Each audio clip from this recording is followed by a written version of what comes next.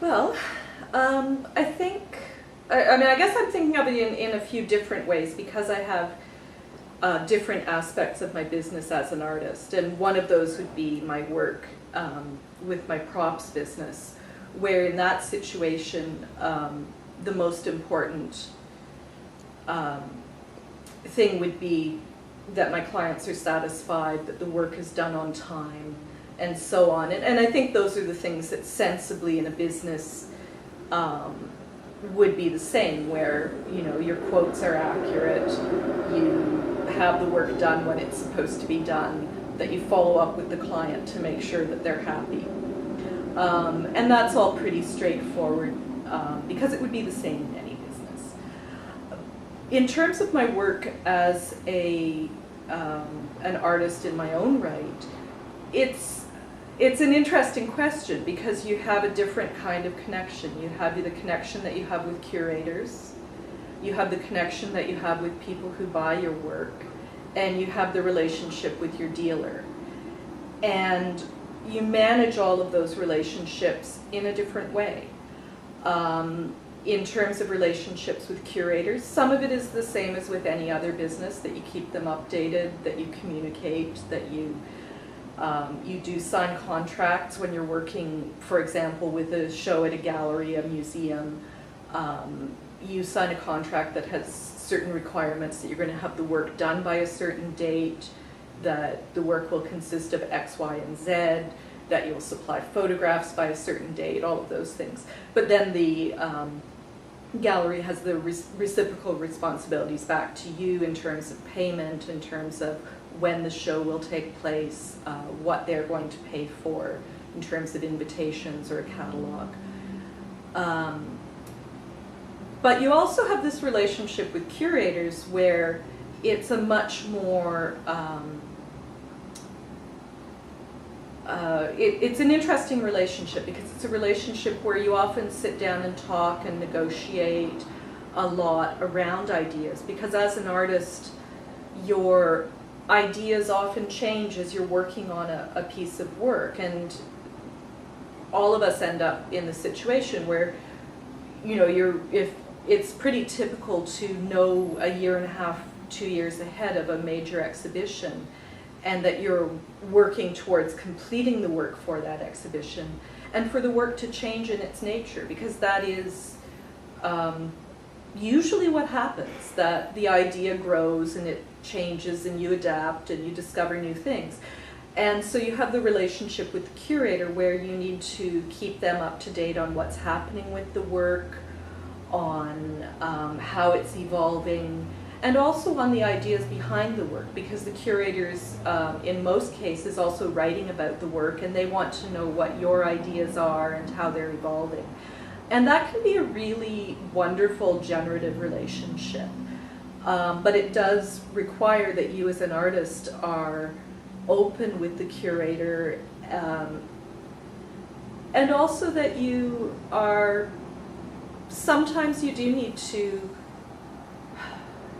say, this is the direction the work is going, and it usually works out fine, but it's also a little bit stressful sometimes when you have to say, I thought this was going to look like this, and look, it looks completely different. But usually curators are very supportive. In terms of buyers of the work, again, there are different aspects to the relationship. One is simply thinking about the archival aspects of the work, which is that the work doesn't fall apart, which sounds kind of funny, but in fact is something that can be problematic. What happens if a work is damaged in shipment? What happens if paint doesn't stick to a canvas, which again, it sounds very, very funny, but in fact, in very famous cases, this has happened, where something has gone wrong with the chemistry. Da Vinci and the Last Supper, right? Yeah, well, yeah, exactly. And I was thinking more, and I can't think of who is the, Bourdois, the Canadian automatiste painter. Painter's 11 guy? Yeah. No, not Painter's 11, the the Automatis, the Quebec Yep, group, yep. who did the very famous black and white paintings where he didn't formulate the paint correctly and it was literally peeling off. And fortunately, by the time it happened, I mean, the work was mostly owned by museums, so it kind of became their problem. But if you as an artist, if this happens while you're living, you have a responsibility for that work and to make it right with the person who's bought it. I make work often that's made of fabric or wax. It's work that's relatively fragile. So when I sell it, I make sure the buyer, first of all, knows how to take care of it, but also that they understand that, you know, if something happens to the work, if it's damaged, to call me, and I usually will do the repairs for free, because usually they're pretty minor. And also I want them to be happy. You know, I'll go in and hang work for people who've bought work if they aren't sure how to hang it. Again, because it's sculpture and sometimes it's a sculpture that attaches to a wall, it can be, you know, where do I hang it? How do I make it look good? Those are things that I'll take care of as an artist, as a courtesy to my clients. But also a lot of your clients also become friends, and that's also a really interesting relationship where you become part of a collection, and the collection is a really interesting reflection of the person who's collected it. And it's, again, a really wonderful relationship to be able to go and see your work in the context of someone's personal collection. And when I say that, I mean, it sounds like, ooh, very big deal. But in fact, you know, a lot of people are really intimidated by the idea of having an art collection, and it is something that you can do without a lot of money. And it's, I think, also important for artists to encourage people to buy art and to make it, to demystify it, to make people feel comfortable about it. And maybe another one of the ethical concerns that one could think about as an artist is, I think, a responsibility to educate the public about art. That, for example, I served on a board for an arts organization for a number of years. Part of that I see as being public service, that I think, you know, as an artist, I can't give thousands of dollars to the organizations that I would like to be able to give thousands of dollars to, but I can actually donate my time. But also you can educate the public in much more personal ways, that, you know, bringing people to openings and encouraging people to buy original art. That, you know, a lot of people don't realize that going out and buying an original work of art from a young artist can be very inexpensive. It can cost maybe only a couple of $100s, but you're doing something that's really valuable in that you're encouraging a young artist, you're helping to build a collection, you're helping to build a market, and that you're supporting the arts in Canada. So, you know, as an artist, I have obviously a lot of work that I get through trades and also through purchases, though, that I also buy work by younger artists, as well as trading with my peers.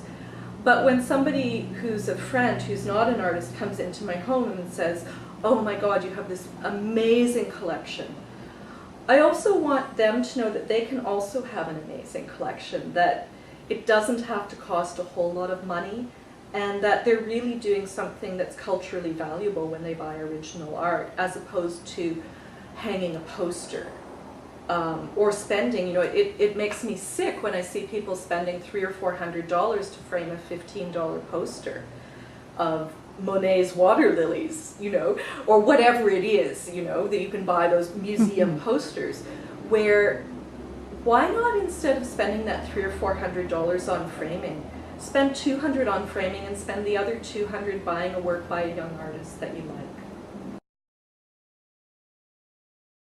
As an artist with a commercial gallery, the usual arrangement is a 50-50 split of the sale price of the work.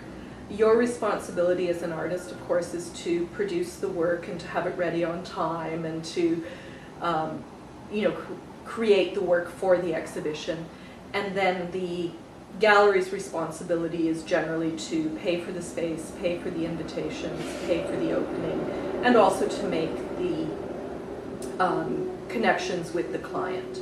Now, obviously, that responsibility is somewhat split, because you often, as an artist, your dealer will perhaps bring by people to your studio or introduce you to people or ask you to come to the gallery to speak to a specific client if they are interested in buying, say, a significant work or maybe multiple pieces. But I think, again, there's this mutual, there's back and forth in the relationship. And you do have to be a business person. And so, for example, I've recently left my dealer because they weren't paying me. And I've lost money on that. So, you have to be on top of these things. And, in this situation, I was fortunate in the sense that I haven't lost as much money as other artists have at the same gallery. But even though I feel for my dealer. My dealer is somebody who I really liked on a personal level. But when they stopped paying me, after a reasonable amount of time, I had to protect myself and say, no, I have to leave the gallery, no matter how painful that is to me on the level that, you're someone I like and respect, but you aren't running your business well enough to pay me as the artist, so I can't remain. And so now I'm in a situation where I am looking for another dealer. And, it's part of what the business is. And sometimes as an artist, you do have to make these very difficult decisions where it's never comfortable to say to someone, you haven't lived up to your side of the contract, and so we have to dissolve our association. So, again, I really encourage young artists that you have to know the legalities around the business that you're in, and you have to stay on top of your business, and you have to put yourself first in situations like that.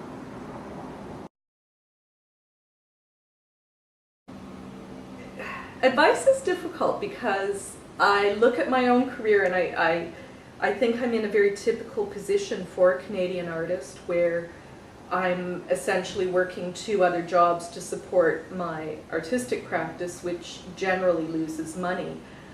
And as I said earlier in the interview, I am anxious about things like, how am I going to support myself in, should I become, if I were ever in an accident and I couldn't work, if I live long enough to be too old to work, and artists generally don't retire. So I think part of the advice is that you have to know that you can't depend on the visual arts as a way to make a lot of money or to have a secure living. So different artists deal with it in different ways. Most Canadian artists have some kind of second career, whether it's teaching. One artist I know runs a cleaning business and makes art. Other artists I know who are photographers photograph other artists' work as well as making their own work. So most of us have some kind of second career, and you have to be comfortable with the idea that you probably aren't going to have an expensive car. You may not have the ability to buy a house. You may not be able to travel as much as you would like. But at the same time, there are benefits to being an artist that, if you see those benefits as being valuable enough, it is rewarding. You know, I wouldn't necessarily do things very much differently if I were doing it again. I don't think I would make the decision not to be an artist. I love what I do. But because I teach a lot of students, you know, I do think that it's important to know as a young artist, when you're making the decision, that the arts in Canada isn't a way that you're going to make a lot of money, but it can, at the same time, it can be a very satisfying career.